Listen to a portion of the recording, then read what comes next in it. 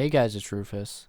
Capitao was extremely strong when he had his flashes, but when he lost them, he instantly became much weaker. However, that was in the utility meta, and now not having flashes is much less of a problem. In Operation Neon Dawn, Jaeger and Wamai were nerfed, which not only reduced the need for flashes, but when Wamai's on the board, he won't be as reliable for countering Capitao, as he only has 4 magnets.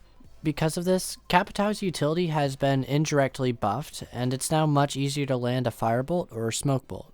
Not only that, but the Hard Breach gadget isn't a bad alternative either. Having an extra piece of Hard Breach is really nice, and it makes Capitao super versatile. And you may be thinking that if Capitao was so good, why was he barely used during the utility meta? Well, during the utility meta, there was almost no room for bringing an operator without flashes or explosives or some kind of utility clear, such as Thatcher. And so when Capitao lost his flashes, it was difficult to justify bringing him. However, now you can bring whoever you want without having to worry about crippling your team. The attackers have much more flexibility with their lineup, and so now is the best time to be running Capitao. Now, when it comes to playing Capitao, I'm going to keep this concise. You can use either of his primaries. You would use the Para for speed because it has both angled and a faster reload time, and then the LMG just has a fat mag.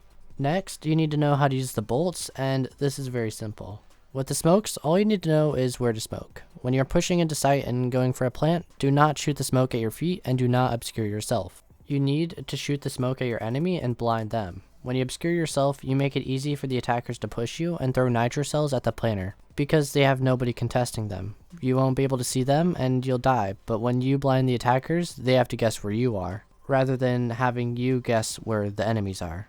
I would say you want to try and keep your smoke 10 meters away from your planter minimum. You need a good distance between the planter and the smoke so that nobody can run through it and kill the planter immediately. Now, when using your firebolts, you need to know what these are for. They can be used to kill people, and they will do that sometimes, but their main goal is to clear positions. In order to take control of a room, you can use a firebolt on the defender's position, which would force them to retreat. An example of this is Cash on Clubhouse. If the defenders are holding Cash and you are clearing the top floor, you could use a firebolt in order to prevent the defenders from playing at green box. While this may not always kill the defender, it clears them of the position and advances your team throughout the round. This also brings up another mechanic you can use. When you shoot the firebolts at the ceiling, they will fall down and cover the area below them. This means you could send the fire above green box and kill the person below.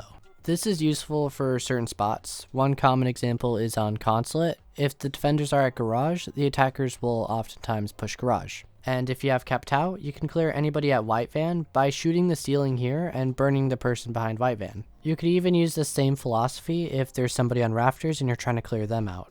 There's also a thing called a one-way smoke, and what this is when you smoke above a doorway or something instead of smoking out the entire doorway. Now, there are some pros and cons to this, but basically how this works is when you walk under the smoke, it will entirely blind you, and even if the smoke is above you, it can still blind you.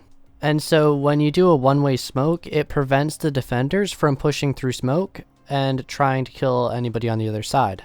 That is because when you push through the smoke, the enemies would see you and you wouldn't be able to see them. Versus pushing through smoke and the enemies only see you when the smoke dissipates or when you push through the smoke entirely.